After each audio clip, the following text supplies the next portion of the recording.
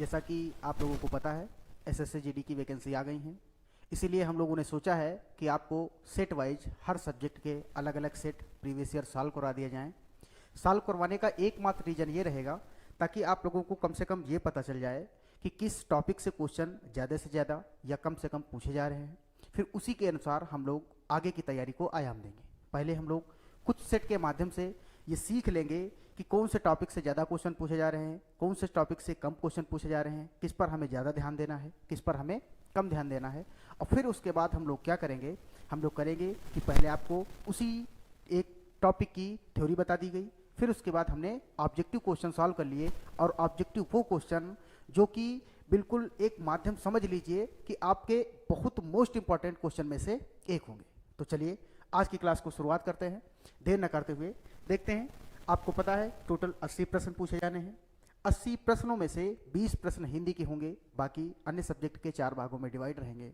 उन्हीं 20-20 प्रश्नों की श्रृंखला को हम आपके समक्ष लाते रहेंगे और आप लोग देखेंगे, उन्हीं प्रश्नों को सॉल्व करेंगे। और उनके साथ में अगर आपको अन्य प्रश्नों की भी जानकारी दी जा सकती है तो मैं जरूर प्रयास करूंगा कि आपको जानकारी दी जाए। चलिए प्रारंभ करते हैं आज की क्लास।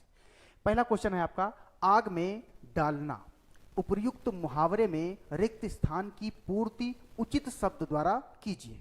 उचित शब्द का अर्थ ये होता है कि हो सकता है आपको ये चारों शब्द सुटेबल लग जाएं कि हम इसमें पूर्ति कर सकते हैं, लेकिन आपको उसी शब्द को चुनना है जो इन चारों शब्दों में से सबसे क्या हो, उपर्युक्त हो, सबसे क्या हो, अर्थपूर्ण हो। जैसे आग में घी डालना, ये आपने कहावत भी सुनी है और सामान्यतः ये कहावत होती ही है कि आग में घी डालना। तो ऑप्शन आपका कौन सा हो जाएगा, ए। इसके अलावा आपको अन्य चीजों पर ध्यान क्या देना है, जैसे शब्द लिखा है उपर्युक्त। अब अगर आपको इसी के साथ में पढ़ना है तो चूंकि आप जानते हैं कि आपके सिलेबस में एक टॉपिक है जिसका नाम क्या है, संधि। विस्तृत चर्चा तो हम लोग इस पर करेंगे, लेकिन फिलहाल आपको याद रखना है कि अगर उपर्युक्त शब्द में संधि आपसे पूछ ली जाए तो शब्द होता है उपरि प्लस उक्त, और ई का योग ऊ से होता है परिवर्तन या में हो जाता है, और ये संधि कहलाती है कौन सी संधि, यड़ संधि। तो अगर ये छोटी छोटी जानकारी हम लोग जुटाते चलेंगे तो सामान्यतः आपके ज्ञान में भी वृद्धि होगी और आपको प्रश्नों की जो श्रृंखला होगी उसमें आपको एक नया उत्साह मिलेगा। चलिए देखते हैं अगला प्रश्न। अगला प्रश्न क्या है, निम्नलिखित वाक्यांश के लिए एक सार्थक शब्द चुनिए। सार्थक भी अभी हमने बताया संधि शब्द, सा प्लस अर्थक शब्द बनता क्या है, सार्थक। संधि कौन सी है, दीर्घ संधि। आपको याद क्या रखना है, याद ये रखना है सार्थक सा क्या है, सा है क्या, इसमें सा है उपसर्ग। अगर आप प्रश्न में एक से अधिक प्रश्न बना पा रहे हैं तो समझ लीजिए कि आप जो सब्जेक्ट पढ़ रहे हैं उस सब्जेक्ट में आप उच्चतम श्रेणी के छात्रों में से हैं। जैसे सार्थक का अर्थ क्या है, सहित हो अर्थ जिसका। शब्द क्या दिया है, जो अस्त व्यस्त हो। अब अप्रत्यक्ष रूप से ये आपसे जानना क्या चाह रहा है, जानना चाह रहा है एक शब्द बता दीजिए। वाक्य है आपका, जो अस्त व्यस्त हो, तितर बितर हो, उसके लिए एक शब्द क्या होगा। विकल्प है आपके, विपर्यस्त, विद्युत प्रभ, विकीर्ण, विज्ञप्ति। विज्ञप्ति तो आपका नहीं होगा, क्यों, आप जानते हैं कि कोई भी अगर वैकेंसी या नौकरी आती है तो सबसे पहले विज्ञप्ति निकलती है, तो विज्ञप्ति मतलब नोटिफिकेशन। अगला शब्द क्या है, विकीर्ण। विकीर्ण का मतलब होता है इधर उधर तितर बितर, लेकिन चूंकि आपको एक शब्द यहां मिल जा रहा है और अगर आपको पता है एक शब्द होता है विपर्यस्त, विपरि प्लस अस्त शब्द बनता है विपर्यस्त, और विपर्यस्त का सटीक अर्थ होता है जो अस्त व्यस्त हो। तितर बितर हो, अस्त व्यस्त हो, दोनों में माइन्यूट अंतर है। अंतर क्या है, एक के स्थान पर दूसरी चीज रख दी जाए उसको कहते हैं अस्त व्यस्त, और एक चीज को फेंक दिया जाए किसी, आप मान लीजिए कोई निशान, कोई भी स्थान कन्फर्म नहीं है, वहां अगर फेंक दिया जाए तो वो कहलाता है तितर बितर। विद्युत प्रभ का अर्थ क्या होता है, जो विद्युत के प्रभाव में हो वो कहलाएगा विद्युत प्रभ। तो चारों विकल्पों में से सबसे सही क्या हो जाएगा, विपर्यस्त। देखते हैं अगला क्वेश्चन। अगला क्वेश्चन क्या है, महात्मा गांधी की साधना डैश डैश थी। उपरोक्त वाक्य में अलौकिक शब्द के एकार्थी शब्द से वाक्य पूर्ण कीजिए।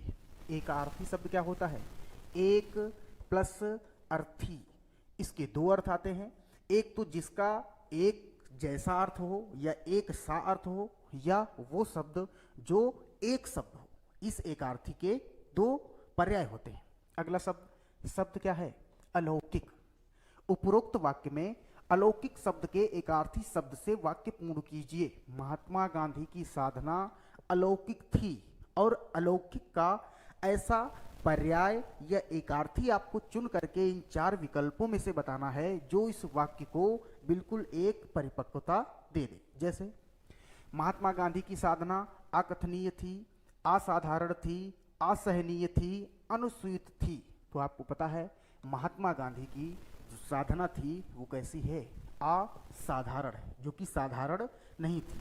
बात बात पर आमरण अनशन करना, एक ही लगोट में आधे से अधिक जीवन को बिता देना, ये सब असाधारण चीजें हैं। इसमें एक शब्द आया है क्या? अनुस्यूत। अनुस्यूत क्या होता है? अनुस्यूत होता है चरणबद्ध। क्या होता है? चरणबद्ध। और चरणबद्ध तरीका पहले से ही कंफर्म कर लिया जाता है, यानी कि अगर कोई योजना चरणबद्ध तरीके से है तो उसके व्यापक निर्देश पहले ही जारी कर दिए जाते हैं कि इसके बाद ये होगा, इसके बाद ये होगा। अप्रत्यक्ष रूप से सीधे आप समझिए कि अगर आपकी नौकरी के लिए जो पूरा करिकुलम जारी किया जाता है, पहले पेपर कौन सा होगा, बाद में कौन सा होगा, उसके बाद कौन सा होगा, वो कहलाता है क्या? अनुसूचित। असहनीय, तो ऐसी कोई दिक्कत नहीं थी कि सहन न की जा सके, असहनीय। अकथनीय, अगर अकथनीय होता तो हम लोग उनको पढ़ते ही क्यों है? क्योंकि कोई उसको कथन के रूप में लिख ही नहीं सकता। तो आंसर क्या हो जाएगा आपका? असाधारण। अगला क्वेश्चन क्या है? निम्नलिखित में से शुद्ध वाक्य कौन सा है? राधा अच्छा लड़की है, राधा अच्छी लड़का है, राधा अच्छ लड़की है, राधा अच्छी लड़की है। तो वाक्य आपको शुद्ध दिख रहा है क्या? राधा अच्छी लड़की है। वाक्य शुद्धिकरण आपका एक ऐसा टॉपिक है जिसमें वर्ण यानी कि हिंदी व्याकरण के पहले टॉपिक से लेकर के वाक्य जो कि व्याकरण का अंतिम टॉपिक है, ये सब समाहित हो जाते हैं किसके अंतर्गत?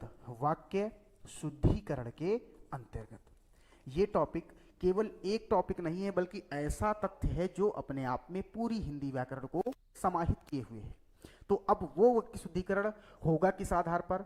वर्ण के आधार पर हो सकता है, शब्द के आधार पर हो सकता है, लिंग के आधार पर, वचन के आधार पर, कारक के आधार पर, काल के आधार पर, या शब्दों के क्रम के आधार पर। इन सब के आधार पर वाक्य शुद्धिकरण होता है। जैसे राधा, तो चूंकि राधा स्त्रीलिंग है तो विशेषण भी कैसा होगा? स्त्रीलिंग होगा, इसलिए ये सही नहीं होगा। राधा अच्छी तो ठीक है, लेकिन चूंकि राधा नाम स्त्रीलिंग है तो लड़का नहीं लड़की होगी, इसलिए ये शुद्ध नहीं है। फिर राध शब्द वर्तनी की दृष्टि से ही सही नहीं है, अच्छा शब्द भी वर्तनी की दृष्टि से सही नहीं है, इसलिए ये सही नहीं होगा। चूंकि तीन सही नहीं है, इसलिए चौथा वाला सही हो जाएगा। और आप वाक्य भी पढ़ते हैं तो आपको सही लिखता है। अगला देखिए, निम्नलिखित विकल्पों में से किस एक वाक्य में सर्वनाम के प्रयोग संबंधी अशुद्धि है? सर्वनाम संबंधी बतानी है। सबसे पहले तो आपको याद होना चाहिए, क्या होना चाहिए कि सर्वनाम क्या है? तो सर्वनाम एक विकारी शब्द है। विकारी शब्द क्या होते हैं? वे शब्द जिनमें लिंग पुल्लिंग स्त्रीलिंग, वचन एक वचन बहुवचन, कारक 8 होते हैं, पुरुष 3 होते हैं और काल 3 होते हैं। इनके आधार पर अगर शब्द में परिवर्तन किया जा सके तो वो कहलाते हैं आपके विकारी शब्द, जो कि 4 होते हैं। एक संज्ञा, दूसरा सर्वनाम, तीसरा विशेषण और चौथा कौन सा? क्रिया। उन्हीं में से आपसे पूछा गया कि सर्वनाम के आधार पर कौन सा वाक्य अशुद्ध है। तो सबसे सर्वनाम पर चर्चा करते हैं। सबसे पहले विकारी शब्द है। विकारी शब्द 4 प्रकार के होते हैं। सर्वनाम के भेद पूछे तो सर्वनाम के भेद होते हैं कितने? 6।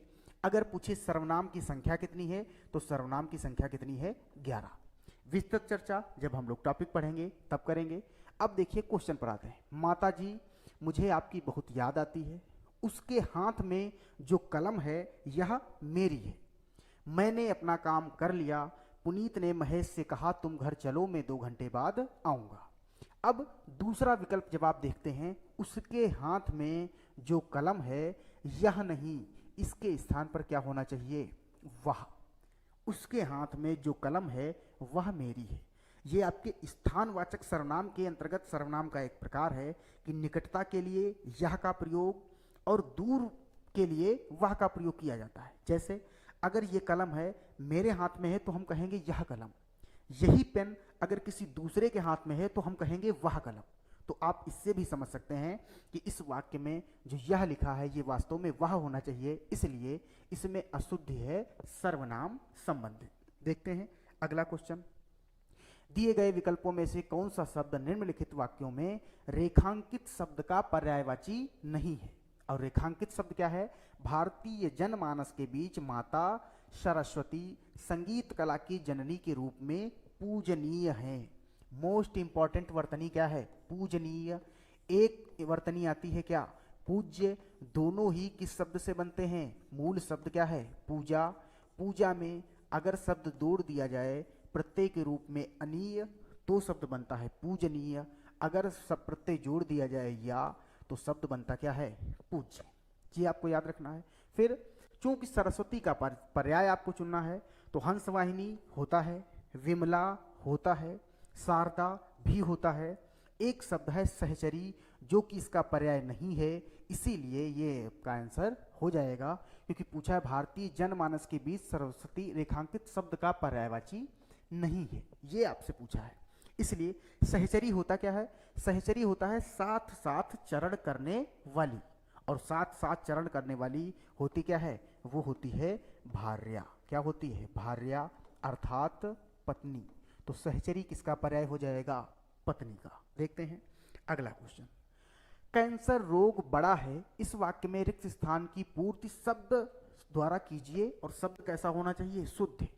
एक तो इसमें दो क्वेश्चन है, एक तो इन चारों में से आपको शुद्ध वाक्य चुनना है यानी कि वाक्य शुद्धिकरण हो गया।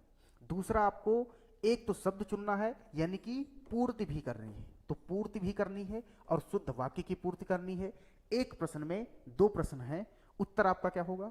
दुसाध्य, दुर्साध्य, दुसाध्य, दुःसाध्य। तो आंसर आपका हो जाएगा दुःसाध्य। और इसी की एक वर्तनी क्या होती है? वर्तनी होती है दुर्साध्य। क्या होती है? दुर्साध्य। तो दुह प्लस साध्य विसर्ग संधि का उदाहरण है, दुःसाध्य बनेगा। तो यहाँ क्या हो जाएगा? यहाँ हो जाएगा दुःसाध्य। क्या हो जाएगा? दुःसाध्य। देखते हैं अगला प्रश्न। निम्न वाक्यांश के लिए उपयुक्त एक शब्द का चयन विकल्पों में से कीजिए जो युद्ध में स्थिर रहता हो। बहुत इंपॉर्टेंट क्वेश्चन है और इसीलिए ये महत्वपूर्ण है और पता भी सबको है। शब्द क्या है? युधिष्ठिर। जो युद्ध के जो क्रियाकलाप होते हैं, इधर उधर जो कोहराम मचता है, उससे जो विचलित ना हो, बहुत ज़्यादा डिमोटिवेट ना हो, बहुत ज़्यादा ओवर कॉन्फिडेंट भी ना हो, एक स्थिति में स्थिर रहे, वही एकमात्र व्यक्ति है। वो व्यक्ति क्या है? वो व्यक्ति है युधिष्ठिर। अगले शब्द देखते हैं। योजक जानते हैं, ये एक चिन्ह होता है जिसका नाम क्या है? योजक चिन्ह। युद्धस्थ क्या होता है? जो युद्ध में लगा हुआ है, जो युद्ध में कार्यरत है, उसके लिए शब्द क्या आता है? युद्धस्थ। अगला शब्द है युयुत्सु। ये इंपॉर्टेंट शब्द है जिसके अंदर युद्ध की इच्छा हो। युद्ध की इच्छा रखने वाला शब्द क्या कहलाता है? उसके लिए युयुत्स। और युद्ध की इच्छा जो होती है वो क्या होती है? वो होती है युयुत्सा। युद्ध की इच्छा युयुत्सा।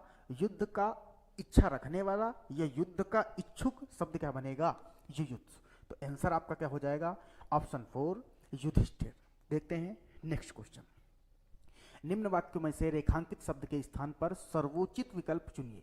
वह अमीर होने पर भी संतुष्ट नहीं है। सुखी, योगी, मर्यादित, दुखी। तो संतुष्ट का पर्याय क्या हो जाएगा? सुखी। वह अमीर होने पर भी सुखी नहीं। देखते हैं अगला प्रश्न। अगला क्या है? दीक्षांत समारोह। उपयुक्त वाक्य में रिक्त स्थान के लिए उपयुक्त विकल्प में से क्या होगा? समारोह कैसा है? दीक्षांत। दीक्षांत शब्द में सबसे पहले तो संधि देखिए, शब्द क्या है? दीक्षा। उसके बाद शब्द क्या है? अंत। जो आपकी दीक्षा होती है सबसे अंत में क्या होनी चाहिए? वही समारोह कहलाता है दीक्षांत। अगर आपने देखा होगा कि आपका विदाई समारोह किया जाता है, वास्तव में वही क्या होता है? दीक्षांत समारोह। अर्थ उसका क्या होता है? से अभिप्राय। दीक्षांत समारोह से अभिप्राय विवाह पूर्व किए जाने वाले रीति रिवाज से है, तो ये नहीं होता है। से अभिप्राय संन्यास लेने के लिए किए जाने वाले रीति रिवाज से होता है, ये भी नहीं होता है। से अभिप्राय उपनयन संस्कार से होता है, ये भी नहीं होता है।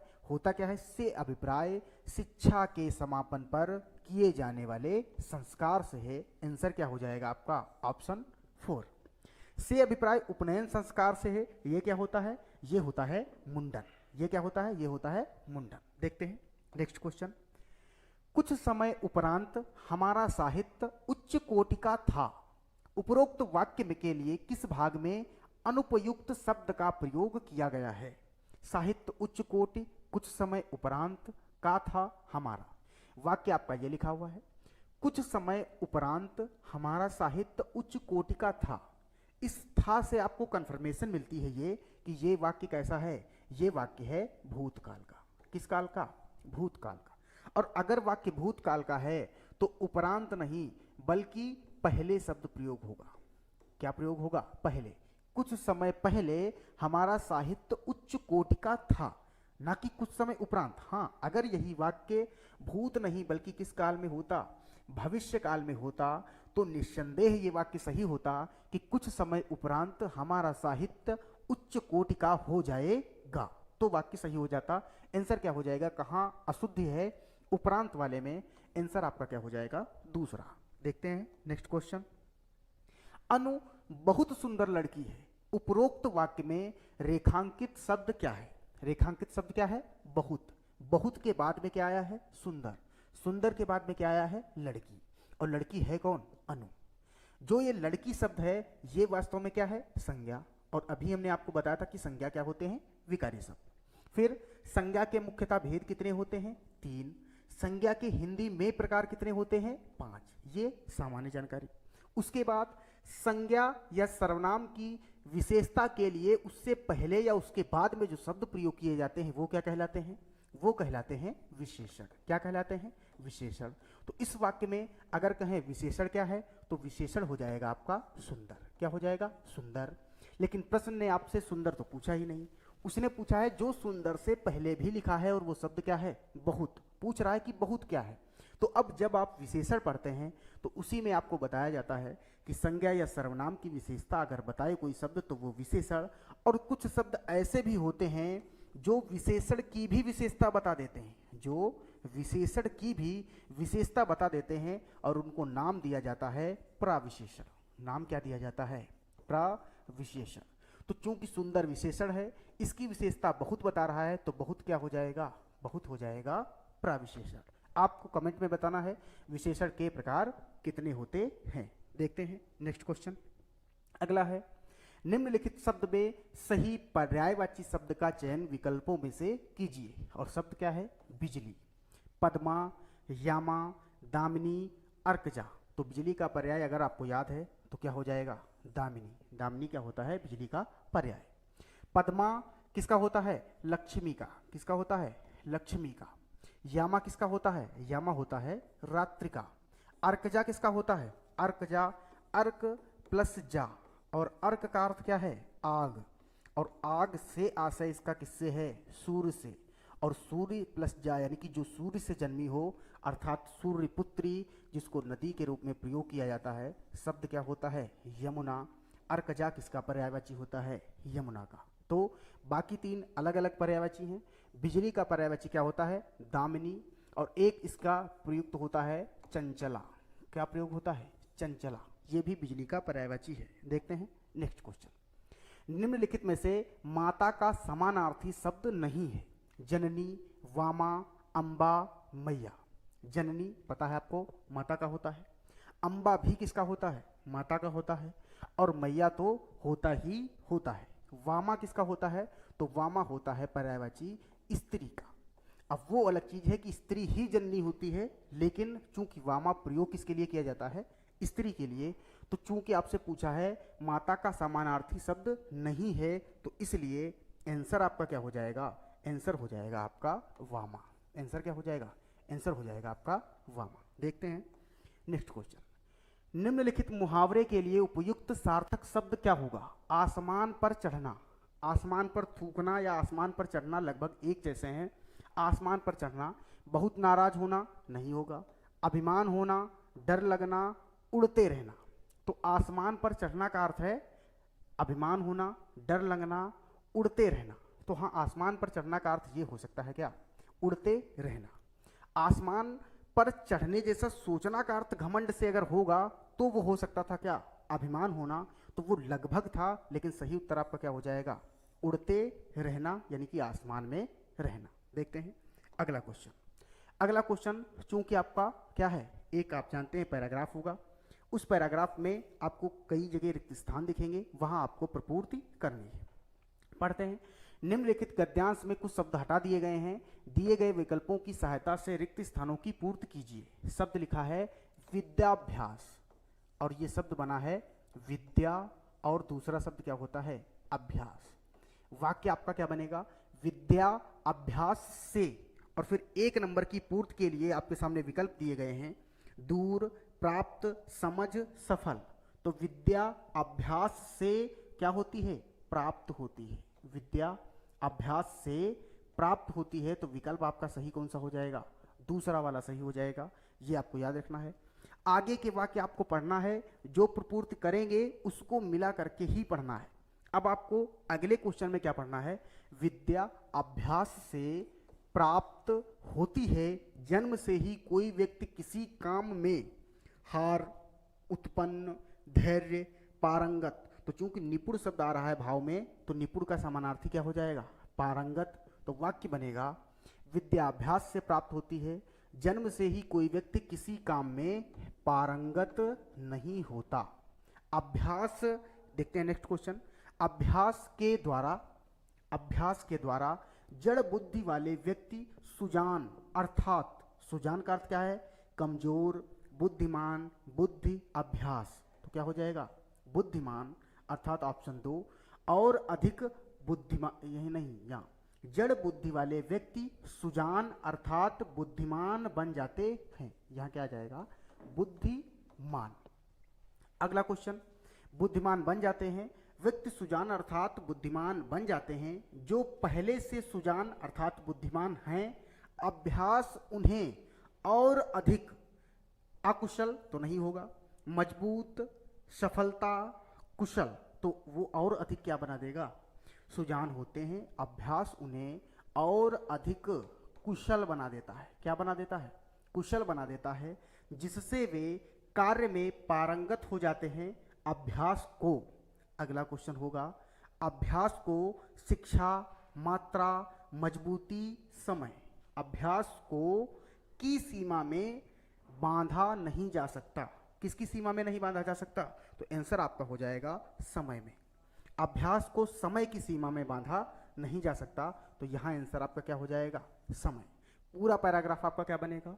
विद्या अभ्यास से प्राप्त होती है, जन्म से ही कोई व्यक्ति किसी काम में पारंगत नहीं होता, अभ्यास के द्वारा जड़ बुद्धि वाले व्यक्ति सुजान अर्थात क्या? कुशल नहीं, यहाँ था आपका शिक्षित बन जाते हैं, जो पहले से सुजान होते हैं। यहाँ शब्द था बुद्धिमान, शब्द क्या था? बुद्धिमान, जो पहले से बुद्धिमान होते हैं, अभ्यास उन्हें और अधिक कुशल बना देता है, जिससे वे कार्य में पारंगत हो जाते हैं। अभ्यास को समय की सीमा में नहीं बांधा जा सकता। ये आपके टोटल 20 क्वेश्चन थे, जिससे आपको पता लग गया होगा कि आपके में किस लेवल के क्वेश्चन पूछे जाने हैं, और आपको उन क्वेश्चनों को अगर सॉल्व भी करना है, प्रीवियस ईयर सॉल्व करना है, तो कैसे करना है। आज की क्लास को यहीं पर समाप्त करते हैं। धन्यवाद। जय हिंद।